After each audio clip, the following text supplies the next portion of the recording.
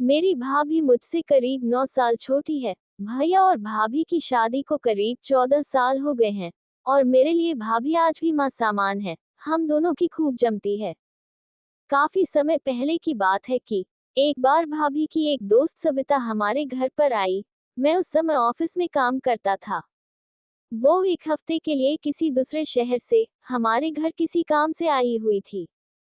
शाम को जब मैं घर आया, दरवाजे की बेल बजाई। भाभी की उस फ्रेंड सविता ने दरवाजा खोला। उसे देखकर मैं दंग रह गया। वो देखने में बहुत ही गोरी, सुंदर और प्यारी थी। घर के अंदर घुसते ही मैंने उससे पूछा, आप कौन हैं? तभी मेरी भाभी अंदर से बाहर आ गई और बोली कि यह उसकी दोस्त सविता है और हम दोनों ने कॉलेज में एक साथ पढ़ाई की है। शाम करीब 8:30 बजे डाइनिंग टेबल पर सब, जैसे भैया भाभी, मैं और सविता बैठे बातें कर रहे थे। खाना खत्म करके आइसक्रीम खाई गई। टाइम कब बीता कि 10:30 बज गए।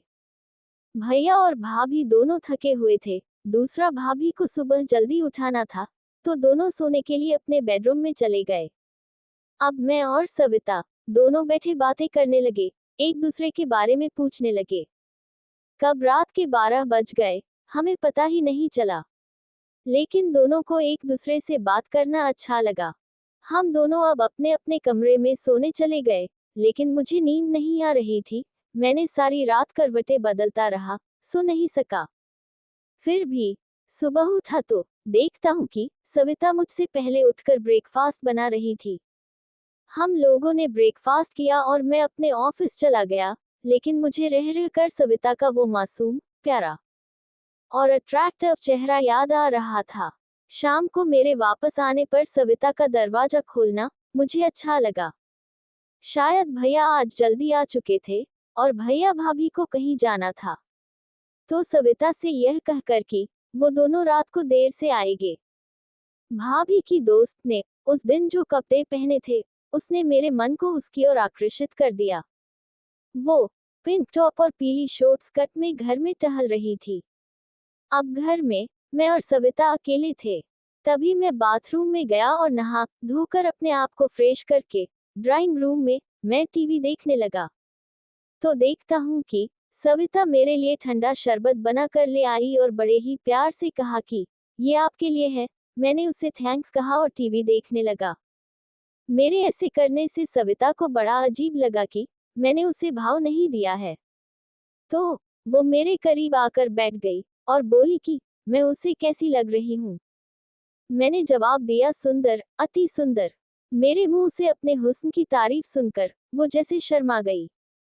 फिर मेरे पूछने पर कि आज उसने इस तरह के कपड़े क्यों पहने हैं, तो वो बोली कि आज मैंने ये कपड़े आपको अट्रैक्ट करने के लिए पहने हैं।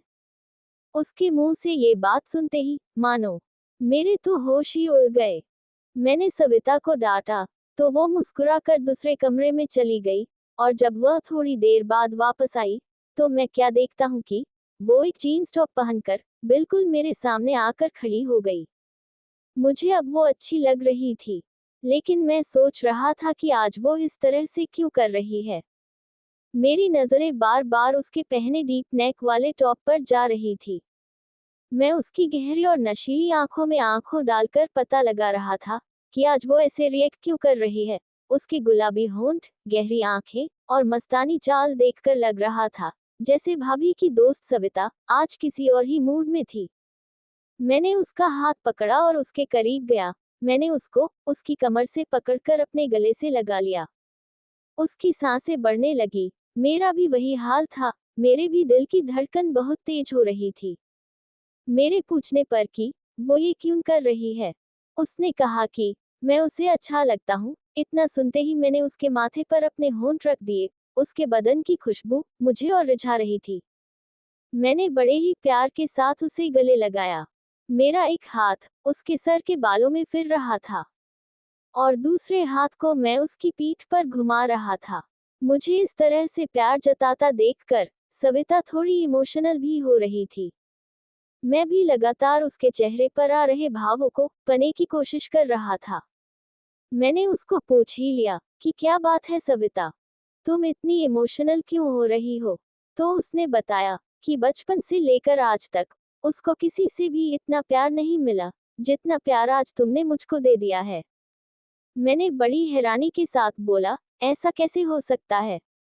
तुम तो इतने सुंदर हो, तुम्हारे पीछे तो लड़कों की लाइन लग जाती होगी। उसने पलटकर जवाब दिया, हाँ बिल्कुल, लड़कों की लाइन तो जरूर लगती है, पर सभी मेरे जिस्म की सुंदरता ही देखते हैं, कोई भी मेरे मन की सुंदरता को नहीं देखता। जब मैं छोटी थी तो मम्मी पापा का तलाक हो गया था। मुझे पढ़ने के लिए हॉस्टल में डाल दिया गया। बचपन में मैं अपने माँ बाप के प्यार के लिए तरसती रही, और जब बड़ी होकर कॉलेज में गई तो वहां पर भी हर किसी ने मुझे धोखा ही दिया। मैं सच्चे प्यार के लिए तरसती रही। जब मैंने पहली बार तुम्हें देखा तो मुझे लगा कि तुमसे ही मुझे सच्चा प्यार मिल सकता है, और पहली नजर में ही तुमसे सच्चा प्यार हो गया। सविता की आप बीती सुनकर मेरा मन भी उदास हो गया। मैं सोचने लगा, इस बेचारी ने बचपन से लेकर जवानी तक सिर्फ दुख और तकलीफों को ही झेला है। आज अगर मुझसे प्यार की उम्मीद लगाई है तो मेरा भी फर्ज बनता है कि मैं इसको ढेर सारा प्यार दूं। मैंने सविता को बड़ी जोर के साथ गले लगाया। मैंने उसे अपने दोनों हाथों में उठाया और अपने कमरे में ले आया, अपने बिस्तर पर रखा। मैं उसका फिगर देखकर पागल हो गया था। उसका गोरा चिकना बदन, कोई बाल नहीं, उसका सेंडोल शरीर देखकर अच्छे से अच्छा इंसान पागल हो जाए। वो तिलमिला गई। उसकी सिसकियां मुझे पागल बना रही थी। उसका अपने एक हाथ को मेरे सर पर फिराना, दूसरे हाथ से मेरे गाल पर हल्का सा टच मुझे और पागल कर रहा था। तकरीबन 15 से 20 मिनट हम दोनों एक दूसरे के साथ ऐसे ही गले लगकर खड़े रहे। वो तो जैसे पागल हो चुकी हो, उससे रहा नहीं जा रहा था, तो उसने एक पलटी खाए। अब हम दोनों के बीच एक आखिरी पड़ाव रह गया था, जो हम दोनों पार करना चाहते थे। अब हम दोनों अपने आप पर काबू नहीं कर पा रहे थे, और फाइनली मुझे उसने कसके गले लगाया और बोली कि अब तुम्हारी बारी है। मैं भी यही चाहता था। हम दोनों का ये पहला एक्सपीरियंस था। हम दोनों को बहुत अच्छा लगा, और 3 दिन के बाद वो अपने घर दूसरे शहर चली गई, और उसके 4 महीने बाद पता लगा कि उसकी शादी हो चुकी थी।